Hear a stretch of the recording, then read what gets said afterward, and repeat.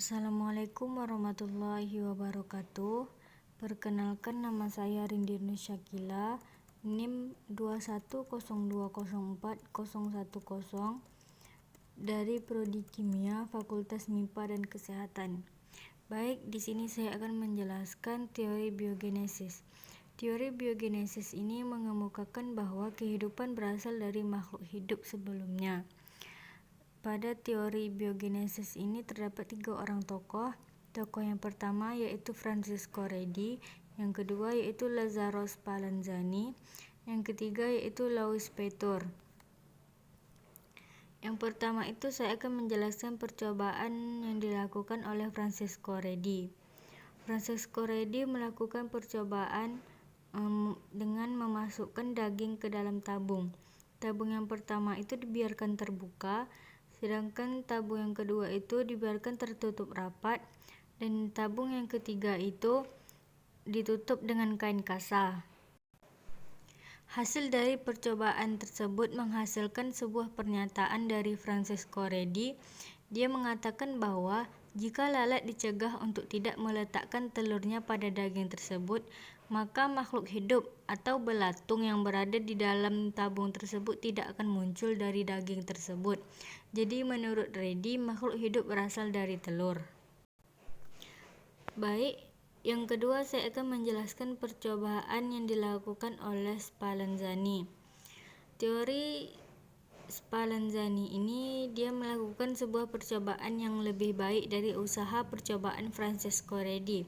Ia menggunakan 3 buah tabung yang masing-masing diisi dengan air kaldu yang kemudian akan diperlakukan.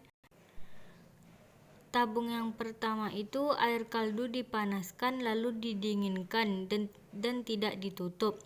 Sedangkan tabung yang kedua itu air kaldu dipanaskan lalu didinginkan dan di atasnya itu ditutup. Melalui percobaan yang dilakukan oleh Spallanzani ini, dia menyatakan bahwa apabila kaldu dididihkan dan kemudian ditutup rapat, tidak akan terjadi pembusukan sehingga tidak akan dijumpai makhluk hidup. Lalu apabila tabung itu dibuka tutupnya, lalu ada ruang yang terbuka sehingga terjadinya pembusukan. Baik, yang ketiga saya akan menjelaskan percobaan oleh Louis Pasteur. Hasil eksperimen yang telah dilakukan oleh Redi dan Spallanzani masih dirasa tidak cukup oleh banyak orang. Masih ada hal yang kurang bisa menjadi faktor tambahan untuk memantapkan teori ini. Banyak yang berpendapat bahwa untuk dapat timbul sebuah kehidupan secara spontan dari sebuah benda tak hidup, diperlukan adanya gaya hidup. Oleh karena itu, Louis Pasteur berusaha memperbaiki percobaan dari Spallanzani dengan menggunakan labu yang mempunyai tutup berbentuk leher angsa mirip dengan huruf S. Dengan labu yang memiliki tutup menyerupai huruf S ini, maka kaldu yang ada di dalam labu masih bisa berhubungan dengan udara luar. Tetapi makhluk hidup dari luar tidak dapat masuk ke dalam labu. Berhubungan dengan udara inilah yang dianggap bisa mewakili gaya hidup. Sama seperti percobaan sebelumnya, labu akan diisi air kaldu dan kemudian dipanaskan sampai mendidih.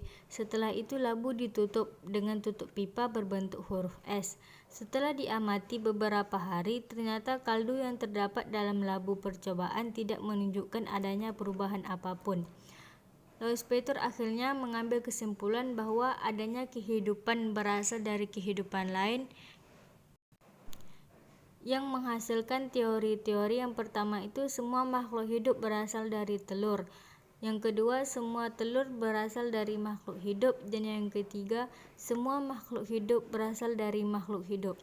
Nah, itu dia beberapa percobaan yang melahirkan teori biogenesis ini. Jadi, teori ini membuktikan bahwa makhluk hidup itu berasal dari makhluk hidup lainnya. Terima kasih. Wassalamualaikum warahmatullahi wabarakatuh.